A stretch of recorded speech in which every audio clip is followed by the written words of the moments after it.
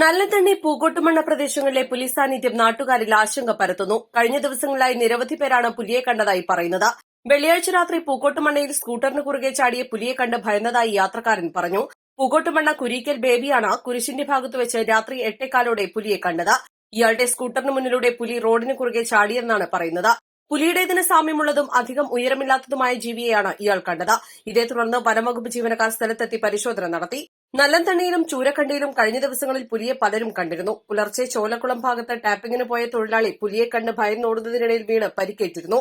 മണക്കാട് സ്വദേശി പരമേശ്വരനാണ് പരിക്കേറ്റത്. ചൂരക്കണ്ടി ചോലക്കുളം ഭാഗങ്ങളിൽ 5 ദിവസം മുൻപ് കണ്ണംകല്ലേൽ അപ്പച്ചന്റെ ഭാര്യ ആനി വീടിന്റെ മുറ്റത്ത് പുലിയെ കണ്ടതായി പറയുന്നു. ഇവരുടെ വളർത്തുനായയെ കാണാതായിട്ടുമുണ്ട്. ഇവരുടെ വീടിനടുത്തായി താമസിക്കുന്ന മുഹമ്മദ് അലി എന്നയാളും പുലിയെ കണ്ടതായി പറയുന്നു.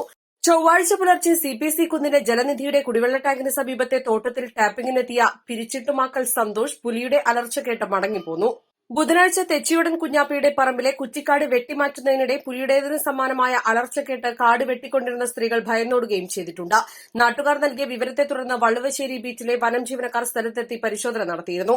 എന്നാൽ ശക്തമായ മഴ പെയ്തതിനാൽ പുലിയുടെ കാൽപ്പാടുകൾ കണ്ടെത്താനായില്ല. വള്ളിപ്പുലിയെയാകാം ഇവർ കണ്ടതെന്നാണ് വനം ഉദ്യോഗസ്ഥർ പറയുന്നത്. വീണ്ടും പ്രദേശത്ത് പരിശോധന നടത്തുമെന്നും ഉദ്യോഗസ്ഥർ അറിയിച്ചു. East live Edakkara.